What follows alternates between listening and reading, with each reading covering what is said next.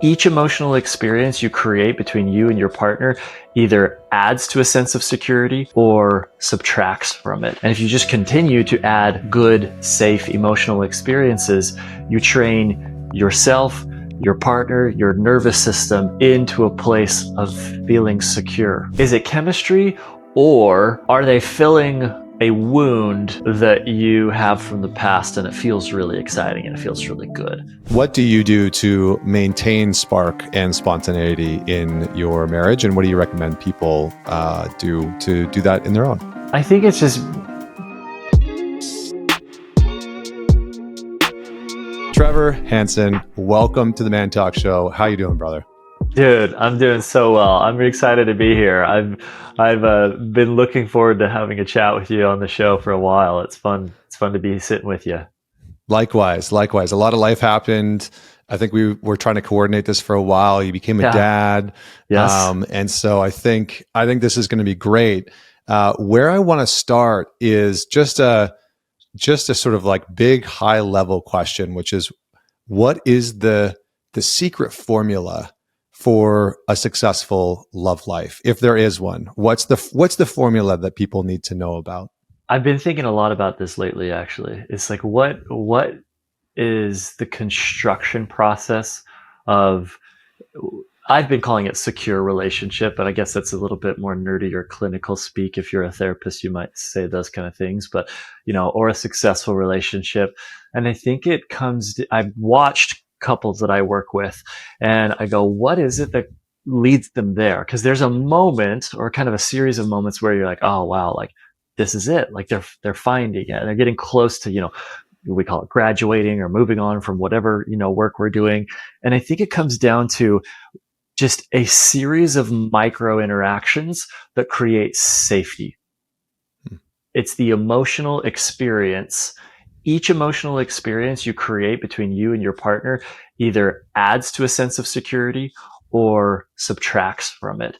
And if you just continue to add good, safe emotional experiences, you train yourself, your partner, your nervous system into a place of feeling secure. I agree. I'm going to push back and play devil's advocate. Please, because let's do it. I think most people have had the experience of being exactly in the position you're talking about, having safety, having security relationally, and feeling bored or losing sexual attraction. And I think when, it's like, what causes unsafe, insecure relationships to have such wild and crazy sex? Like, I think we'll put it that way. Because I think that's a lot of people's experiences, where it's like, you get into a relationship with somebody that you kind of know isn't super safe or secure, or you kind of feel anxious, or, there's a lot of, there's maybe like a little bit of stress or tension around it, but you have really good quote unquote chemistry. And then you get into a relationship with somebody that is safe and is secure, and all of a sudden that chemistry goes down. And I think a lot of people equate safety and security with low sexual satisfaction or like low sexual chemistry. And so what's your thought on that? I know I'm opening up a can of worms, but let's go. No, this is good. So I think there's kind of two, and I'm sure it's more complex than this, but oftentimes I try to see kind of the roadmap of relationships on first foundationally like security, and then connection is kind of like the higher level. If we become like self-actualized, that's one thing, but like almost actualized as a relationship, I think connection is higher level. You got to be able to just like survive and not be, cutting each other's throats every second. I think to have sustainable connection.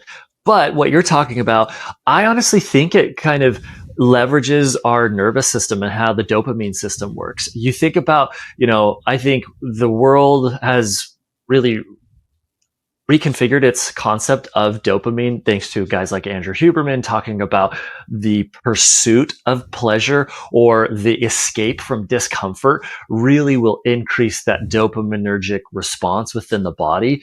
And as that dopamine is hitting, you're going to have a real like hungry drive or the relief.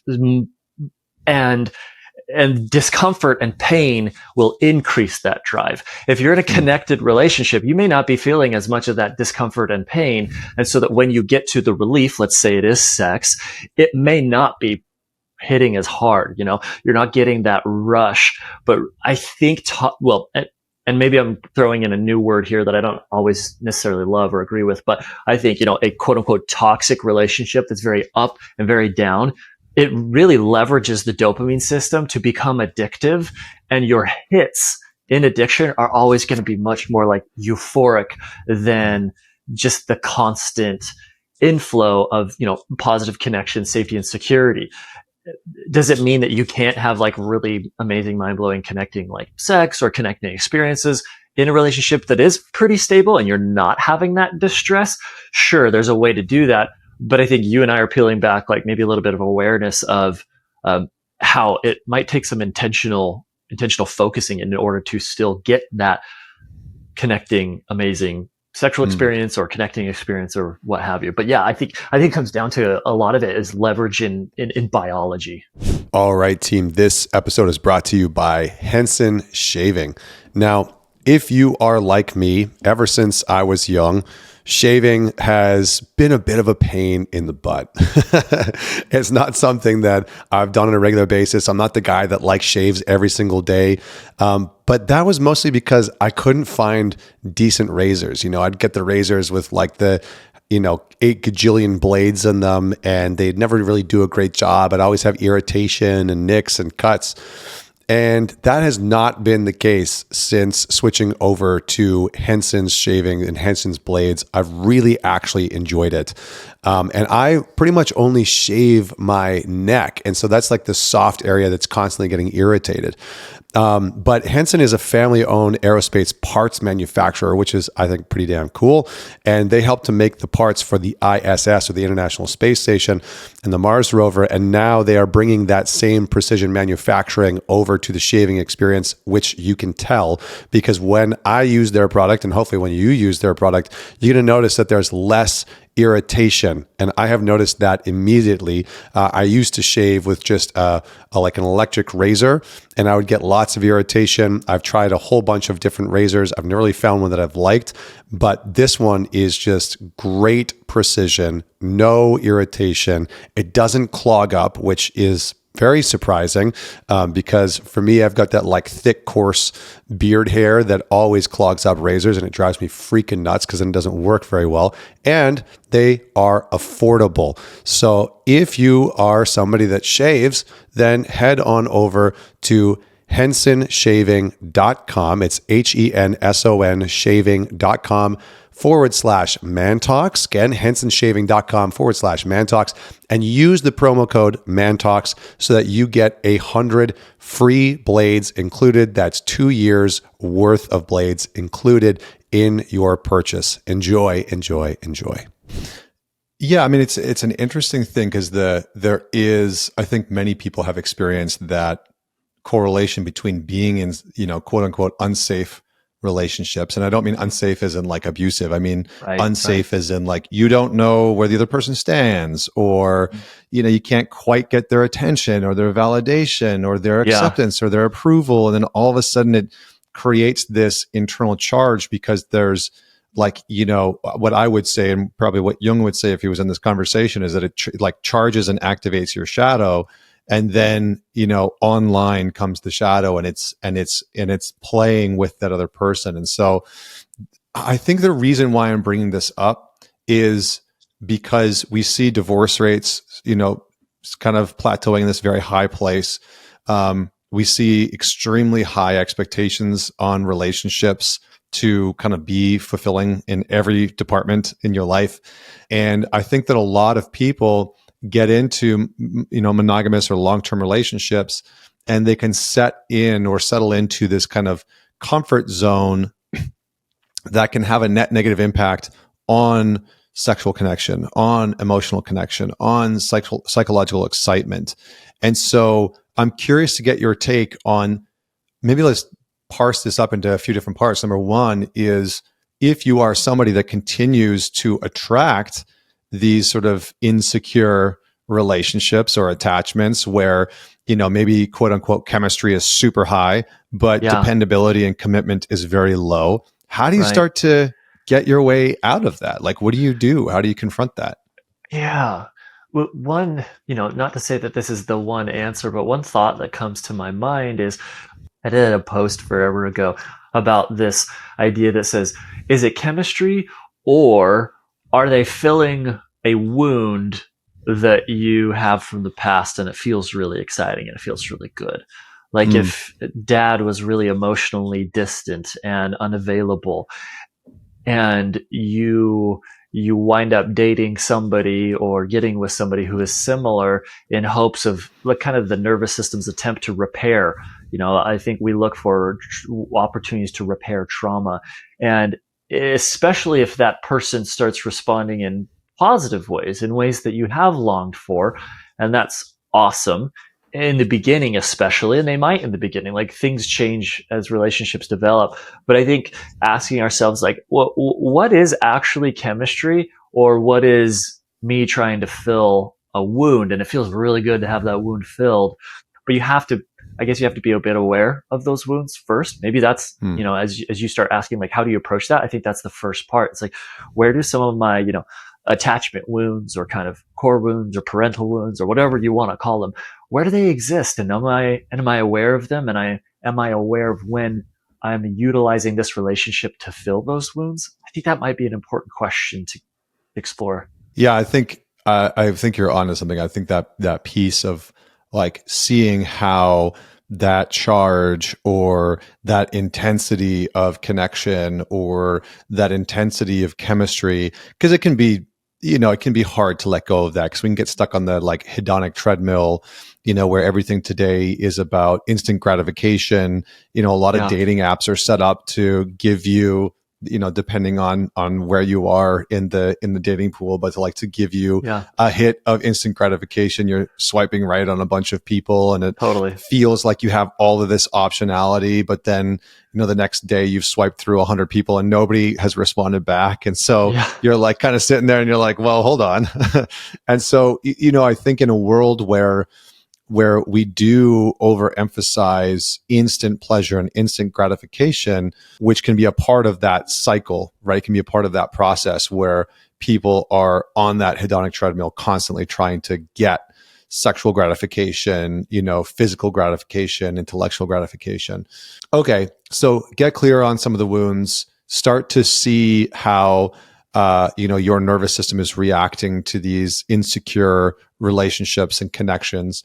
What about for the couple or the person that's in a relationship and has that security, but it's kind of bordering on boredom, or they find themselves like not really having spontaneity. Like, what do you say to those people in that type of relationship? How can security be sexy, I guess is what I'm trying to Yeah. say. Yeah. Well, and I've been thinking a bit about this, and like again, it's hard to quantify. Like, I think we're in a way asking the question of like, what's the recipe for connection? Because it's just like this higher level of connection. Because security doesn't always mean connection. It's just like, oh, we're feeling pretty good, we're safe, but that kind of excitement factor, I think, is what we're talking about. And the word exploration always comes to my mind when I think about connection, and then all like exploration combined with emotional experience, and especially an emotional experience that's shared between the two of you. And it, Hmm.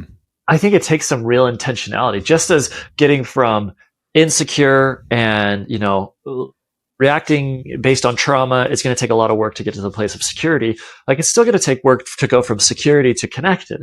And I think it's about intentionally having new exploration that creates emotional experience. And that could be spiritually, like, you're going to a new place in nature and connecting, with nature, with God, or like whatever it is. Or it could be that's why vacations oftentimes I think feel connecting, because you're exploring something new. You're on the edge of your seat.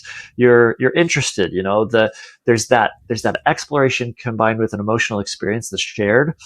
I think is if we were to kind of simplify it, that's where I would start at least. And that can happen in Mm. conversation too. Like I tried to create this resource called 19 Conversations Closer, which was designed like to do that. It's like, hey, here's all these specific conversations you probably never talk about. And some of them are super hard, but even in the hard stuff, like even exploring into sadness can be connecting and in a way like sexy on a deep emotional level. It's That makes total sense. And I think my good friend and colleague Dewey Freeman always says that the foundation of attachment or relationship is being able to go through a hard time with somebody else in relationship and come out the other side okay.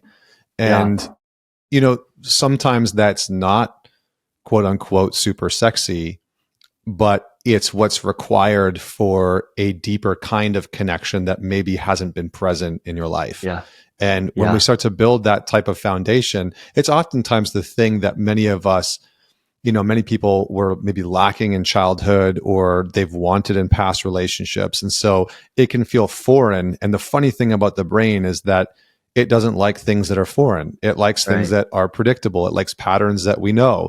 And so Mm, it'll choose the dysfunctional relationship over the functional one simply because yeah. it's a known, quantity or pattern or behavior. So what do you want to add to that in terms of like how we can sort of work, I guess, against the grain of our brain sometimes, which is maybe keeping us stuck in these dysfunctional relationships or patterns within our relationship?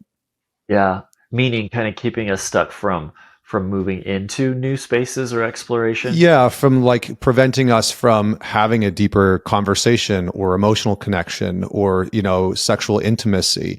Like, Yeah, again, because the brain it's well intended, it's trying to keep us safe, but it's usually withholding us from the type of intimacy or emotional connection or being known that we ultimately are wanting. yeah, yeah. Well, I don't know if I have the answer, but I guess things that came to my mind are one is like I think I think connecting with that potential experience, even just within your own thoughts, asking the question, what if? What if I had that conversation? Where could that lead?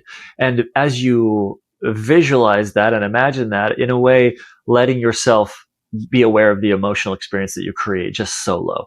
I mean, we kind of do similar work when it comes to exposure and response therapy. For those who have OCD, it's, hey, before we put like, let's say you're terrified of spiders, before we bring a spider in a cage into the room and let you look at it, like, let's just imagine one vividly. And like, you know, through that one, we're working through the emotion. But in this one, we're really trying to get intentionally connected to that emotion, which can be motivating. Again, if we kind of go back to the neuroscience of dopamine, a vividly imagined experience can create that dopaminergic response that makes us want to pursue whatever we're visualizing. So I think increasing some of your motivation and visualizing it happen, and also getting really connected to why you might want to do that instead of just like checking a box like, okay, cool. Like, what's the impact on you, on your relationship? Like, what's the potential? The whole what if category, I think, is something that a person can start to explore even on their own. If maybe they're a little bit, you know, nervous about, breaking that mold and having that conversation or going to that new place or pushing themselves to face a fear, like, maybe you can kind of warm up on your own a little bit. I love that. I think those are some great pieces we oftentimes don't actually lean into. I'm curious about the role of responsibility and relational satisfaction. Talk to me a little bit about the importance of spontaneity for keeping connection alive, keeping love alive, sort of like relational maintenance. What role does spontaneity play? I think it probably depends on the couple too. Like some people are just great with doing the same thing over and over, and that's kind of what they want. Um, you know, my wife is probably more that way than I am. I'm like, let's do something sick, like something new. I want to go explore. I'm ready for it, and she One is of too. But yeah, I was just going to say one of my non-negotiables when my wife and I got together, I had like a few non-negotiables because we were living long distance. We were dating long distance. I was in Vancouver and she was in New York. yeah, And one of them, which was very out of her comfort zone, was at some point when our kids are old enough, we're going to take a year and travel the entire world. And Oh, for sweet. her, she was like, that is way out of my comfort zone. I'm happy to do that. I'm happy to like say yes to that. And Yeah. I know she was like, I know I'm going to need a good amount of support in like you planning some of that. And, Mm, that's going to be confronting for me, but I'm willing to do that. And so I get yeah. exactly what you're saying, that like, I'm Totally. definitely the more like, let's go do that over there, like, let's go to Yeah. that concert, like, go do Hmm. that random thing. Yeah. So yeah, sorry, keep going, keep going. No, no. But I guess with that, it's being well. I feel like 90+% of the work, whatever the work is that we're doing as human beings to improve ourselves and our relationship, it just starts with that awareness. Like if we become aware of the status of things like connectedness or that spark that's alive in the relationship, and we don't just kind of let it. Sometimes I feel like a lot of people get in a position where they just kind of let that be whatever it is, but it's becoming aware of it, kind of taking the relationship temperature in a way, like, hey, how hot are things, and then and I think it just comes down to being intentional. Like Hmm. there is a lot of responsibility there, and at the end of the day, it's hard. Like, yes, your partner needs to participate. Like, that's going to be helpful. But if you get so caught up in, oh, well, they never come up with ideas or this or that, like, you're just going to get stuck as a victim forever. And it's like, okay, well, what are you going to do? Like, quit the relationship? Like, no, you're probably not going to do that. So let's figure out a way for you to be able to take ownership of the level of connection in your relationship and make it happen. Like, go do something.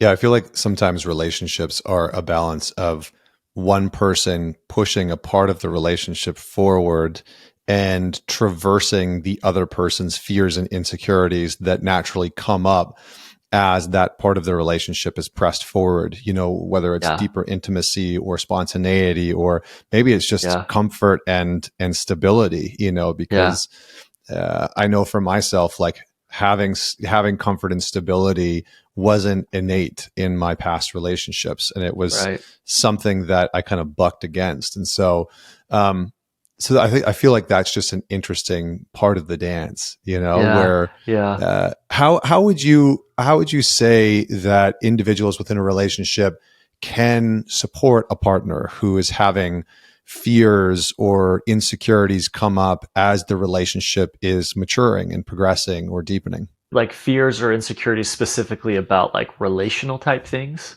Yeah, like fears and insecurities around, sexual intimacy or emotional closeness, or Yeah. but something specifically to do about the relationship. Because I think where a lot of couples Yeah. get into conflict is like, again, one person is trying to press something forward for the relationship to evolve or grow in some way, and the other Yeah. person has their, it's like one person has their foot on the gas relationally and one person has their foot on the brake. Mhm. And usually that person that has their foot on the brake, it's either that it's not a value for them, or they're just genuinely afraid and insecure about that progress or that, forward momentum. And I think a lot of people are usually like, well, how do I support my partner in coming with me to therapy, or in, Right. in coming with me to this event, or exploring this workshop, or, Yeah. going on this adventure to Peru that I've always wanted to go on, Right. like, how do we navigate those conversations? There's moments where, like, for example, it's really dysfunctional for the relationship. Like they're holding back in significant ways that truly could cripple like just the functionality of life. Like, um, like let's say you have a partner who's, you know, terrified to even, go to the store together or like something, right? That's not necessarily relational, but it could be relational too, like whatever. When there's a real dysfunction, I think there's a temptation to get caught into the like the what you perceive as being really compassionate, which is more of like maybe the enabling front of things, like always going, Hmm. yeah, okay, like great, like we don't have to go there. We'll avoid these friends. We'll avoid these situations. We'll just like, and then all of a sudden you're just trying to play this game of like controlling the world around you in order to find safety, which is incredibly um, taxing on a relationship, and it can build resentment. So that's one end of the spectrum. It's like, okay, I don't want to go there. But at the same time, I don't want to be a total jerk and just be like, well, you have to, and kind of drag them into whatever this experience is. And so I feel like the kind of the middle point is that curious, challenging, and maybe challenging is almost even too strong of a word, but the curious exploration of what's behind that fear. When I think about helping a client of mine to overcome some sort of barrier of action or, moving towards something, I just want to get as close to that fear as I possibly can. Just like, Mm, wow, what is it like to feel that way? When does it come up? How do you feel it? What else do you notice when that's going on? What are the thoughts in your head? What are the meanings that you're making in that moment? What's the emotions that accompany those meanings? Oh, okay. Like, what resources have you drawn on in the past that help you overcome fears like that? Are those resources available? Like, there's so many more questions than there are solutions provided in a situation like this. And you might be tempted to want to like just give a bunch of solutions. But mm, I feel like questions become the solutions because it it just gives you a better data on how to move forward in a situation like that. And then when it's time to move forward, I think something that's really helpful is moving forward based on some sort of shared value. Like the I don't want to go to therapy, but or my partner doesn't want to go to therapy, but I do situation. A lot of the things that I feel like we can, generally speaking, a shared value is, you know, we value closeness and connection in each other. And I value the feeling of being valued by my partner. And mm, so I encourage people to really lock into that piece. Like instead of just complaining, like, you'll never go with me, or like, we're so messed up, or like, whatever, just like, what about the fact that you just care about them and you love them and that sometimes there's barriers that come between you and you hate that because you're my person and I love mm. you. Like that's a shared value that they can kind of attach to. So those are kind of the two pieces, the curiosity and then the shared values, I think marry up in situations like that to be really helpful. Yeah, that's really good. It's really, really good. I mean, I agree with that wholeheartedly. I think the only thing that I would add in is like I think you gave the like, here's the do's, and I'll just give the one don't that I've found to be Yeah, super helpful, which is please. I see a lot of people in relationships trying to leverage criticism and shame as a means of behavioral change. Yeah. It's like, you I was on Chris Williamson's show yesterday, Modern Wisdom, and we were talking about attachment a whole bunch, and I don't remember how it came up exactly, but I was like, you can't criticize your partner to more or better sex. And that just doesn't work. But most of us try and deploy that strategy at some point because we're frustrated and Yeah. feel disappointed. And so the natural inclination in those moments is to criticize someone and say like, you never emotionally connect with me, or you don't like you never check in about my day, or like, how Right. come you don't want to have more sex, or Right. like, why don't you ever want to talk about money or take responsibility for it? And so we deploy this criticism that ends up creating more separation and space between us. Yeah. So I would love for you to just like pull on that thread a little bit about criticism and how couples can navigate those waters. Cause I think it's such a common thing where criticism Yeah. and shame comes in as a mechanism to try and create behavioral change or get our needs met. First of all, from the very beginning, it's just kind of checking where you're at energetically and what you're doing. Like criticism is much more combative in energy and in feeling, and it's not collaborative. And I guess I'm drawing from the from the wisdom or the doctrine of Chris Voss over here, FBI lead negotiator for a lot of years, and he talks about the difference between a collaborative interaction versus a combative one. And the second you step into combative, your negotiation around anything is over. They're Mm, pushing back. Nobody leans in to the combative space with any kind of sense of agreement, any kind of sense of safety. And so we know that, like, yeah, criticizing's not going to work. But what does collaboration actually look like? Might be the question that this comment that I'm making stirs up. Like, okay, Trevor, great idea, but how do I do that? And I think it comes down to the principle of shaming and criticism. We use that even on ourselves to motivate mm, change. But the problem with it is that when we criticize, we actually miss the data that's going to help us create change. So, for example, if you're trying to release some sort of bottleneck or some sort of problem in like a business process, it's like, why aren't we, making more sales? It's not just to go and yell at the sales guys and, oh, all of a sudden they're going to do better. It's to say, well, where does it stop? What's actually the problem? I make this analogy that there's a difference between, imagine you're riding a bike and you ride through a bunch of nails and you don't know it, and then you ride through mud immediately after, like that sticky, heavy mud, and you look down and you blame the mud for your flat tires. You're like, oh, stupid mud. That's like just criticizing your partner. You aren't loving enough. You don't care about me. None of that's true. The mud didn't flatten your tires. They're not unloving. It's not that they don't care about you. When you do it to yourself, it sounds like I'm a freaking idiot. I'm the worst. I'm a moron. None of that's true either. And so you're trying to solve the problem with the wrong data at that point. It's not mud. If we get below the mud with curious compassion, and this is kind of what we talked about right before we started recording, the functionality of compassion is really just understanding accurate data. If I get below the mud, I'll find the nails. It's like, oh, maybe I'm not engaging sexually because I have this underlying fear of closeness based on things that have happened in the past between us. Or it's hard for me to engage when maybe we haven't had, touch points throughout the week, and it's hard for me just to turn that on. Well, okay, now we've got something to work with. On the one hand, that's trauma, something that happened in the past. Okay, we can approach that. There's some answers there. Or, oh, you need more connection throughout the week. We can approach that. There's some answers. There's actual solutions when we get down to the nails of the issue. And so I think that's what collaboration rather than combat looks like in a relational sense. It's that curious, compassionate, peeling back that mud to find the real nails.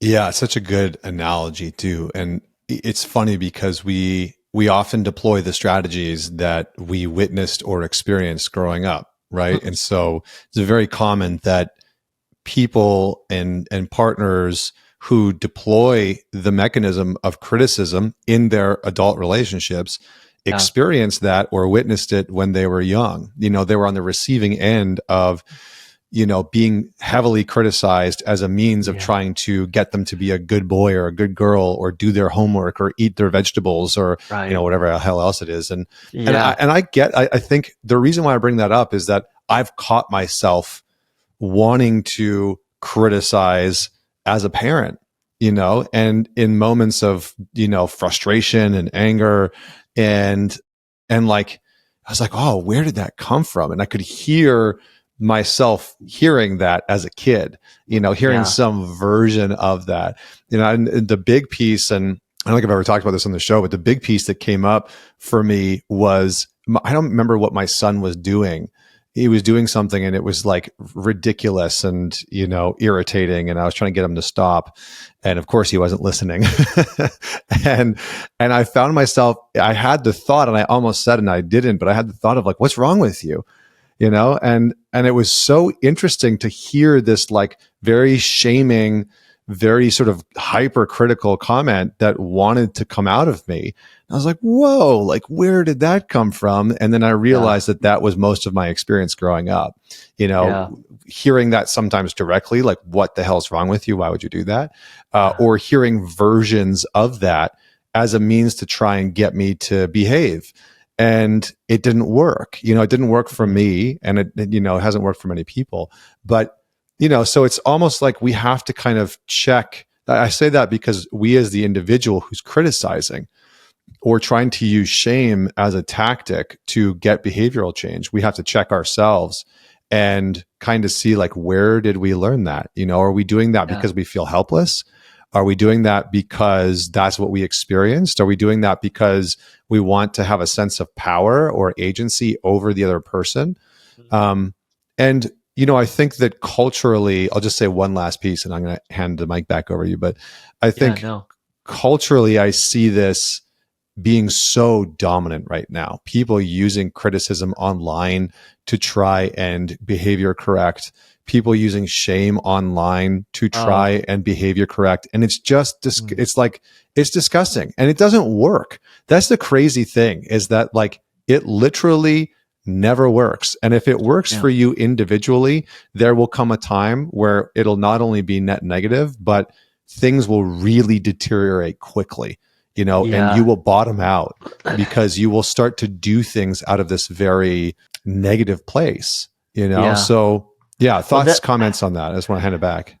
yeah, I was talking about this with somebody just the other day. I was going on a mountain bike ride with a friend, and we were talking about how really there, even in this space, and it's kind of horrible. And maybe I'm getting a little political here, but not really. I guess I'm just talking about the system.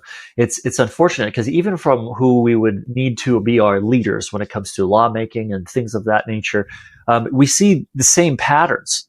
From the very very top of it all, and there's no collaboration in energy. There's no curiosity. It's just, I'm going to get in and beat up my opponent. And it's like, I don't want a guy like that trying to negotiate with, some other country who's potentially going to shoot us with a nuke or something like that. Like, I want somebody who knows how to collaboratively work with somebody rather than combatively. And that criticism, the demonizing somebody else in order to prove that you're the right fit or whatever, like, we see it on all levels of society, and it's really challenging. And I think as I talk about this, I guess I feel a sense of ownership and responsibility to be like, all right, I got to start within my own home in making something different. Like, I'm not going to demonize other people. I'm not going to be heavy critical. I'm going to try to move towards collaboration because society is built on the backs of families, and that's really like the foundational piece of it. And if I can be one of those families, then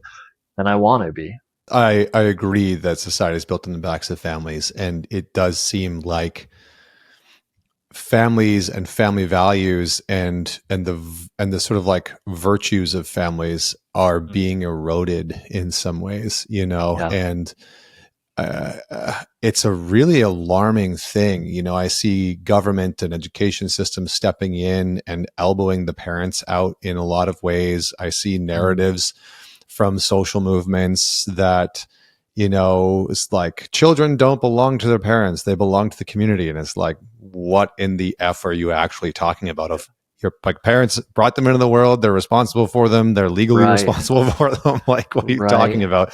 And then, Right. and then I think on the other side, you have people that preach that families are the backbone and then live a very different way. Like, I see a lot of red pill guys that are like, families are the backbone, but then, they can't hold down a relationship to save their damn lives, and they've Right. got Right. 7 different women on the go, and and they don't have kids, or they have 5 different kids with 5 different women. And you're like, well, you're just talking out of your ass. Like, you're not even maintaining Right. or upholding something. And I think the reason why that is because building a family is hard. It is Yeah. really hard, and it Yeah. tests you, and it strains you, and it strains the relationship and the marriage, and it strains the individual. Yeah. And it is a genuinely hard thing to do that causes some strife within people's life, financially, emotionally, psychologically, et cetera. So, on that note, and I want to switch the conversation here in Yeah. a minute to self-compassion, but make the case for why you had kids and built a family, and maybe what that experience has been like for you. A note that I hadn't been aware of too much until recently is, um, and this wouldn't have been my leading argument, and I don't know if it's my leading now, but it's one that's top of mind because I'm witnessing it happen. My mother-in-law is amazing. She just like picks up people in the community and just like takes care of them, like, kind of randomly. And you would think it's like her full-time job or she's getting paid for it, but she's not. And there's one of these individuals that she helps that's an older woman who doesn't have any kids. She doesn't have anybody there anymore. And like, as far as like the aging population and adults, we see this, especially in this area where I'm at right now in kind of the Southern California area, is that you'll have a lot of aging adults who don't have children. They don't have other people to turn to. And when things start to slip, as they will, such as memory or functionality, the only option is to become a ward of the state. Like, there's nobody there to take care of you. It's lonely. It's really challenging because a lot of your friends are dying and a lot of things. And obviously, like, this also comes into like you don't want parental estrangement. You got to maintain those relationships with your kids so they'll be around. But you know, ideally, you want to take good care of your family so that they can also take good care of you. Like those later years in life, I think you pay the price for not building a family. There's a lot Hmm. of loneliness, a lot of isolation, and a lot of just dysfunction in your life when you don't have anybody there to work with you, or even just to manage your affairs and like help you find the right place to live and whatever, because you're just going to get scooped up by social services. Like that's not ideal. So that's one that I hadn't really ever thought about just from a functionality standpoint. And then there's just the deep fulfillment and purpose. Uh, that's the biggest thing in the world to me. It's just nothing that I at least encounter in my life that's deeply meaningful and purposeful comes without struggle and strife. Hmm. I get freebies in life sometimes, and that's great, and those things are fun. But the things that drive real meaning and purpose, which is really the antidote to depression and anxiety, is to have a real deep sense of purpose and meaning. Those things come from serving others, from having a child, from being able to serve. You know, has my life gotten much more busy since my son was born? Is it challenging? Yes. Has my purpose and fulfillment increased tremendously. Hmm. Yeah, I agree wholeheartedly with both of those. I mean, it's interesting. Like um, I don't know if I told you this, but like my mom passed away about a month ago, and the final weeks of her life was her surrounded by her children and her husband. And I think if she didn't have us, she had some siblings that would have come to visit her once in a while, but for the most part, she would have been on her own. Like one of her best friends was actually out of country, Yeah. and couldn't make it back, and so I was very present to the fact that in the final moments of her life. And she and I actually talked about this as one of the conversations that we had was what are some of the most meaningful moments in your life, and she said having your brother and sister, and without question, and that was those were like the highlights of her life. And then here she was in the final 2 weeks. I mean, we were there morning to night every single day, bedside, holding her hand, helping her.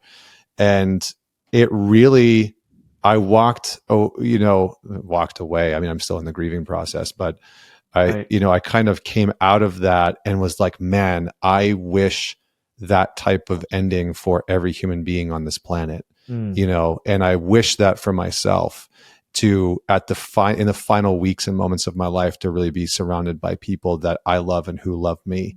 Like, Mm. what a gracious gift. Wow. And then, yeah, I mean, to have my son has just been the most meaningful, purposeful thing that, yeah, I couldn't have quantified I mean, it's just so hard to even communicate to people the depth of meaning and purpose that can come from being a parent, even though sometimes you want to pull your hair out. So, yeah. Yeah. But Yeah. yeah, so let's shift the gears. I want to go back to Sure. that conversation that you opened around the function of self-compassion. So I think Yeah. it's very common for men that we want to have more self-compassion. We don't want to be so harsh. We don't want to be so self-deprecative or angry Yeah. towards ourselves or self-shaming. But I think there's a big fear that if we start to be compassionate, that we're going to lose some type of drive. I think that's a very common theme. So talk to me Mm. a little bit about, like, why is self-compassion important? What function does it serve within our psyche? And how might it actually allow us to perform better than we did without it? I think you're right in saying that there's some sort of misconception around shame, which is like the opposite of compassion. That shame is requisite for motivation and accountability. And just as we were talking about before, I actually think it inhibits actual accountability, because shame stops at the mud layer. It doesn't get to the truth, and so you're not accountable for anything. You're not accountable for the actual challenge, which is the nails in your tires. How did that get there, and what's going on? And so, I think compassion actually unlocks true accountability. And shame is this version of accountability that we've learned that, you know, I don't know, it feels like justice or, accountability, but it's really lacking in both. And so I think that for those men who maybe hear the word compassion as a bit more like feminine than they want to lean into, and it feels a little bit too, uh, emotionally feminine in its construction. Well, lean into the logistics of it here, and that's what we're doing. Is we're just spelling out like it's the gateway to change. You can you can call it feminine, you can call it masculine, you can call it whatever you want. It's just functional to be able to figure out what's actually going on for you. It's led with that sense of compassion, and I say compassion has to be there because you can't just have the curiosity where it's like, okay, I'm curious about that stuff. Curiosity will get you so far, but real curiosity is seeing it within the context of being a human, having empathy for the emotional side of things. And especially if you're seeing a behavior in yourself that you don't like, it's not behavioral, it's emotional. Like everything we do roots back down into a lot of emotion. And so I think self-compassion is just speeds up change in Mm. a great way. So it can help us pursue our goals in a more meaningful way, or help us to sort of drive forward. It can Yeah. help us to end the shame spiral. Yeah. What does it look like? Like, talk to me about the tactical deployment of compassion. Like, how do we? Because I think I can hear some of the guys tuning into this, or some of my audience. They're like, "Cool, what do I do? Like, What do I do? Yeah. how do I be compassionate with myself instead of just That's crapping all over myself?" Yeah, yeah, that's great. Well, I think one concept that I've loved to lean into is the difference between the question why. It's a one word question, but it can be asked in well, I'll say two different ways. I'm sure there's a lot more, but there's the accusatory why, which is much more in line with shame, and that's where you go, why the hell am I such an idiot? Or why, man? And you're not actually asking a question. You're just calling yourself an idiot. You're just, accusing yourself of being deficient. Or people might do it to, their higher power. They might shake their fist at God and be like, why is this happening? You're not actually searching for an answer from, your higher power. You're not searching for that prompting, that understanding, the revelation, whatever you're looking for. You could do it to your spouse. Like, why are you doing this? You're not actually asking for an answer. And so I think pausing and noticing when you ask the question why, are you actually looking for an answer, or are you just accusing? Or are you just expressing your frustration? Like, why am I this way? And so there's the curious and compassionate why versus the accusatory why. And that's one small shift you can ask, is asking, man, why would I respond this way? Like, I'd like to know, what have I experienced? Like, what am I feeling right now? What's going on in my life that maybe leads me to this place? And if you can ask that question to the point where you can then validate yourself, you don't have to validate your behavior. Like, let's say you're like defaulting on a porn addiction. It's like, that's obviously not helpful. You don't want to keep doing that, but you can validate the reasons why you've got there. Man, I've used this to escape my stress forever. I've never learned a better way. And my job all of a sudden just, collapsed. Everything started going sideways. And so I defaulted to an old behavior.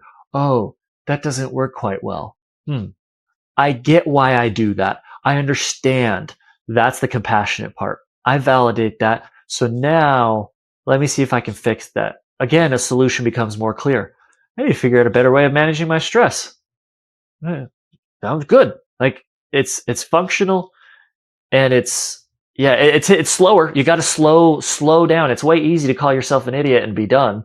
It doesn't work. You'll keep doing it forever. So, like, slow down to speed up the healing with the just layers and layers and layers of question until you can get to the point where you can validate oneself.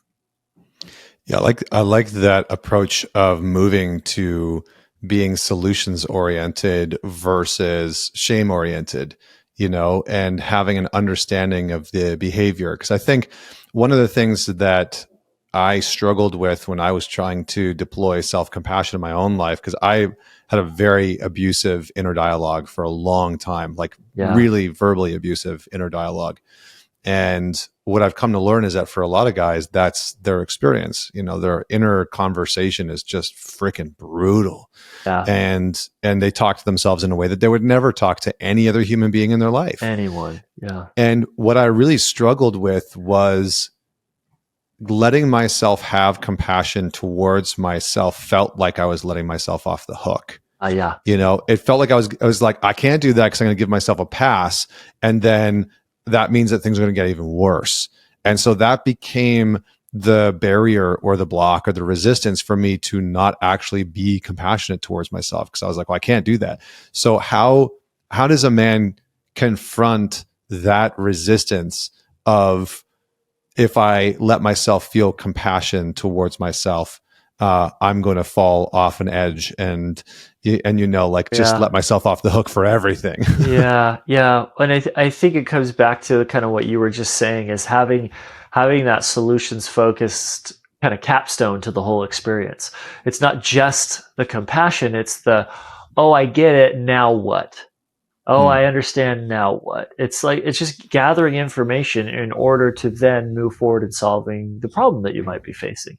Another piece of this that you can deploy comes from acceptance and commitment therapy, kind of exploring what is the underlying value that's connected to this behavior that I actually don't like. That, like, the evidence that, or where the fact that I'm, let's say, relapsing on my porn addiction, given all these other circumstances in my life, is evidence that, I really value my work and I value my employees and I want to provide like something good for them.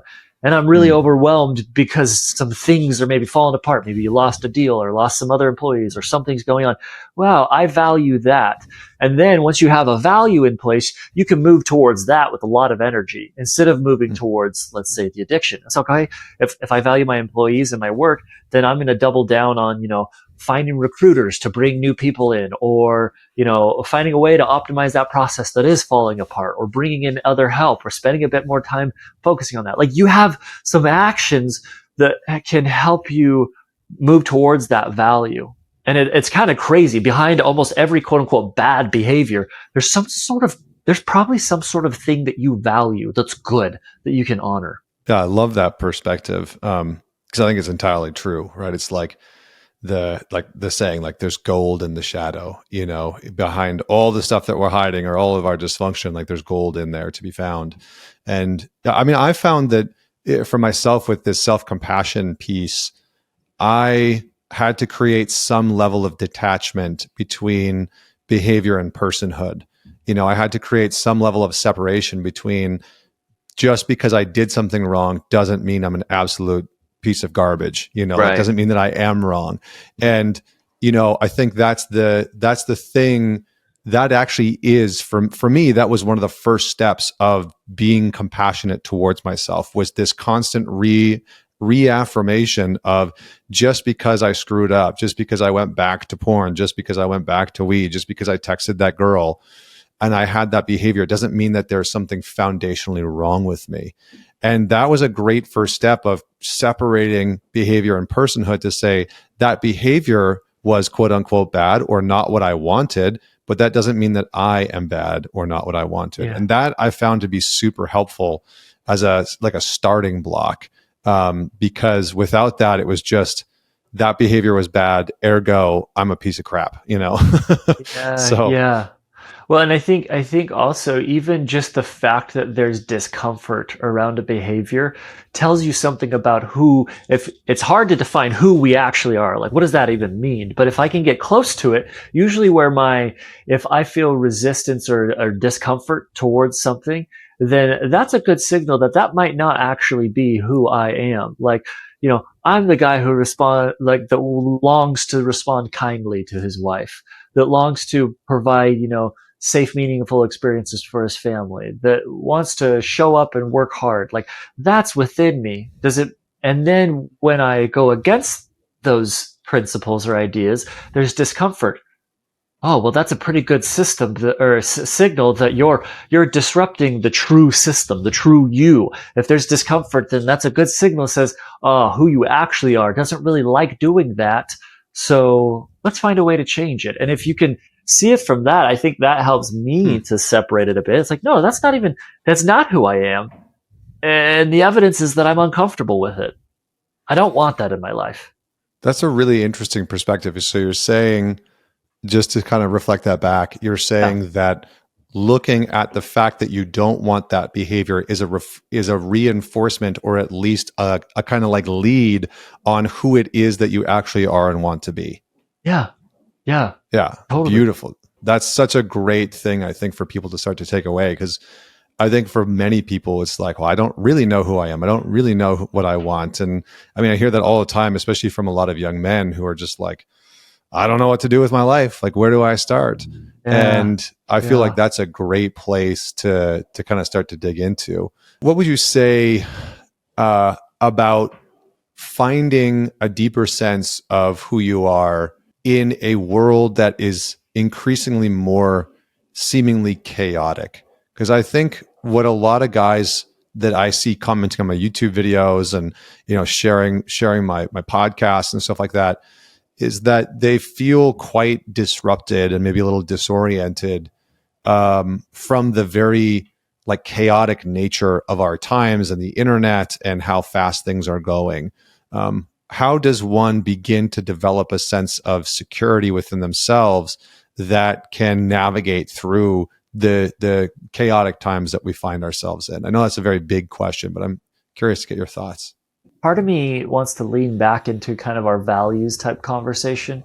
And it's hard to identify what your values are because it's almost similar to identifying who you are. It's kind of a similar flavor. But I think as we explore what's deeply meaningful to us, I mean, we may not know for sure what that is. The definition of what's meaningful to you might be really broad. It's very similar to like a career path. Let's say somebody knows that they want to help other people. Great. That's a good start. Like that's very broad. That's very wide. Move towards that value in whatever way you have that's accessible to you is maybe what I would encourage people to do. It's like, okay, like maybe you're volunteering, maybe you're learning about how people around you, how their careers or how their life is equipped to serve other people. Like they're doing Hmm. it in a certain kind of way. And as you listen to that, as you imagine yourself doing it or you actually do it, just feel it out. And I think letting go of this idea that it all has to be permanent and see it all as an experiment. Like that's kind of fun to me. Like that doesn't sound as stressful. That's that's the difference between life's a bitch and life's a game mentality. Like it's a game. Like you can pivot, you can change, move towards that value of, maybe you value family. Okay, so I think a lot of I guess I keep going back to career because a lot of the wandering and who am I butts up with career. It's like, okay, explore careers that can help you be connected to your family. Like maybe Hmm. being a traveling consultant isn't the one that's on the top of the list at the beginning. Okay, something else, sure. And I think as you continue to identify values and explore within them with the mindset of saying this is not permanent, this is an experimentation, you'll become more and more and more narrow in what it is that you want and who it is that you are. I had that journey myself. I never thought I would be where I am now, but eventually, like it kind of just happens as you lean into what's good right there, right then. Yeah, like that. What was coming to mind as you were talking was like, I do a lot of photography, and it's almost like when you have the camera, you have the the sort of like aperture like wide open, or you have the lens wide open, right? And you see as much of the picture as you possibly can, and then you Right? slowly start to focus in and focus in and focus in and focus in, and then finally, you're looking at this massive mountain range to begin with, and you're like, Yeah, what photo do I want to take here? And then you slowly start to zoom in and you start to see into the trees. And then all of a sudden you discover there's like a bear in there. And you're like, oh, there's the subject that I want to take a photo of. And yeah, that imagery came to mind where it's like, yeah, you might have just that very broad picture at uh, first of like, yeah, I want to help people. And you Yeah. can start there as a thread that you start to follow, and it will start to narrow as you continue to take steps towards helping people and sorting that out. So I Right. love that perspective. I also believe that in the pursuit of whatever, you kind of identify what you value in certain ways. You start to pursue it, and even if it's the wrong thing, quote unquote wrong, like even if it becomes a dead end, that is definitely not time or energy or focus wasted. You start talking about photography, and I think about I used to do photo and video full time. That's like how I got through college. I don't do that anymore, but I pursued it very heavily. However, the things that I learned from doing that, even from just a functional technical standpoint, like I can shoot my own, courses and podcasts and things and content, and it looks good and it's great. It's benefiting me in the place where I'm maybe a bit more narrowly focused, or to be able to understand, the process of working with a customer. I still do that. Like there's nothing that's quote unquote wasted.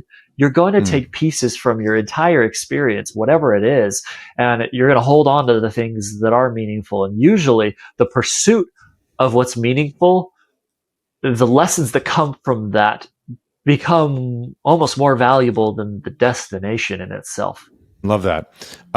I would love to just wrap up our conversation with Yeah. some like quick fire questions about relationships and some personal anecdotes, because I think this will just help. Okay. Number one, sharing your relationship on and sometimes family online. Yeah. Why and what do you ever worry about? Why do you do it, and what do you ever like? What are you ever concerned about? That's a good question. It is something that, quite frankly, I continue to wrestle with here and there, um, because the world is changing in certain ways, and it's hard to know like how much of that one quote unquote ought to be doing from even Mm, just from a safety perspective. It's really hard. There's some real consideration that goes into that. Um, there's something that happened early on when I wasn't necessarily meaning to be like terribly open about that, but people would just see little snippets from things like my Instagram story or whatnot. And I can't tell you how many messages I get that say, I've never seen a healthy relationship. I don't know what that mm, looks like. And I watch just your interactions, and it fills me with hope. It helps me to know what it looks like. And I thank you like so much for that. And I'm like, mm, whoa, I did not realize that that was part of what was going on there. I think painting that hopeful vision of the future is, and I guess modeling, and this sounds way too, I don't know, narcissistic in a way, but I guess modeling to the corner of the world that I have their attention, what I think, uh, a healthy family might look like, and mm. encouraging those family values to stay intact into the narrative of our society, right? And there's also some consideration around things like safety. Like I'm pretty strict on where we, for example, shoot content, like places that Mm. we're going to be every day, like outside of our home or outside of a place that we'll visit, frequently, so somebody could know that, hey, I can go find the Hanson family there. I'm not going to be doing that because it's pretty easy to reverse image search and find where a person might be in this world. You see those guys on TikTok do it, and you're like, how did you figure that out? That's pretty I scary. know this. Isn't that Um, a crazy thing? yeah. So I think considering some of those safety elements is unfortunately part of it. But honestly, the modeling and the hope that it might provide others is a big part of that. No, I appreciate that answer because it's something that my wife and I talk about a lot. And I've joked with her that one day when we're going through some type of conflict that we should just go turn on the mics and like Yeah, do the conflict live, like yeah, just get on the mics and be like, this is what it sounds like. This is how we actually move yeah. through a real conflict in our relationship. Because I do think that part of part of what the therapeutic industrial complex is missing online is actual modeling. And Mm. I think Dr. Nicole LaPera, the holistic psychologist, is doing some of this where there's kind of like these role plays that she Yeah. and her partners do. Yeah. But I think that's still limited. I think we Mm. need the like real kind of grit of how do functional people in relationships get through hard times. Yeah. Because I think that's really lacking. And I think it's something that most people didn't have modeled for them growing up, right? Fighting or conflict was either super big and loud in their home and didn't have a resolution, or it was behind closed doors. So Yeah. I appreciate that answer. Next question. Why do you and your wife go outside to kiss in the rain? Why is Oh, that dude. important? Yeah. Man, it's that emotional experience that we're talking about. Like exploration combined with a shared emotional experience. I'm sitting there the other day working, and she texts me, "It's raining so hard, we should go outside and kiss." And I'm like, "Great! If she wants to do that, that sounds like a fun thing to break up my day." It's just being able to respond to those bids. It's like even if I'm not that into it, which I think it's fun. Like, yeah, let's go outside. Like, I like, I don't know, I like walking outside barefoot. There's something about that. It's raining. Like, Hmm. there's just all these pieces that are enjoyable to me, and I'm gonna say yes. And I think if you don't say yes to some of those things that maybe feel a little bit silly, um, then you also kind of start to lose a bit of the novelty and the fun that comes from the relationship, or just being able to kind of act like a child a little bit. We call it fifth grade fun, where we have like these unplanned weird little adventures that like we stumble on something or we make a fun thing out of whatever we're doing, and it's like I feel like I'm in fifth grade right now, and I don't know, I like that part of fifth grade. I don't want to That's give it up. awesome. No, that's awesome. My wife does this like dance dance time every day after work at 5 p.m. and she'll like put on something to dance to. And she's been doing it, I mean, since I've known her, and it was one of the reasons why I fell in love with her. And, you know, Oh, oftentimes I'll, I think in the beginning I was like kind of rejecting of it. And I was like, I'm not dancing with you. This is ridiculous. But yeah, she was just so into it that I was like, all right, like whatever. yeah, And so it's turned into this ritual in our house now where almost every single day, Monday to Friday, when we finish, she'll turn on some music, and her and my son will start to dance in the kitchen and living room, yeah, and then I'm involved a little bit, and then he immediately wants to go wrestle, and so it's yeah. it's become this very ritualized thing. So it's interesting. The last question is, what do you do to maintain spark and spontaneity in your marriage, and what do you recommend people do to do that in their own? I think it's just taking time to be mindful of things that could create that spark. And it doesn't have to be huge, but it's just what's something slightly. I think unexpected is always a great thing, right? Slightly unexpected. You don't have to be a genius or like create some crazy formula. It might just be, you know, put in a sticky note inside the shoes that you know that she's going to wear that day, that tells her that you love her or something. Just like something small and silly, right? Or um, even just a nice little text, or sending your partner just like the kissing emoji. It's like, what does that mean? I don't know. Like, you're thinking of me and you dropped something in my messages today. Like, what? She has no idea. There's a lot of question marks around that, and that might be kind of fun and intriguing, right? And I think just allowing yourself to. I guess we keep coming back to what my recipe here is that exploration. And exploration might just look like exploring what it's like to send a random text in the day because you've never done that, or you don't do it that often, or leave that note, or go to that one place. We eat at places that look kind of scary and different all the time. We're like, what's the weirdest place like around us, and let's go see if it's good. And it's just so fun. So I think some of that exploration is important. Awesome, brother. Well, such a pleasure and a joy to have you on the show. I'm glad that we finally got to have this conversation. Where can people go to follow along on your journey, dig into your work, and hear a little bit more about your message? Honestly, the best place is probably through social media on Instagram primarily. I kind of have a love hate relationship with TikTok, so don't follow me on TikTok. Go find me on Instagram, because then you can actually send me a message and say what's up. I'm at The Art of Healing by Trevor You can also go to my website, theartofhealingbytrevor.com. And yeah, I always, I respond to most all of my DMs. I don't offer advice, but if you just want to say, what's up? I heard you on the podcast. Like I'm actually the guy that's in there saying what's up back to you. So yeah, go and Good stuff. reach out. Good stuff. Well, we'll have the links for that in the show notes. And as always, don't forget to subscribe, man it forward, share this podcast episode or this episode if you're watching us on YouTube with one person that you know would enjoy this conversation or could use it. And as always, until next week, this is Connor Beaton signing off.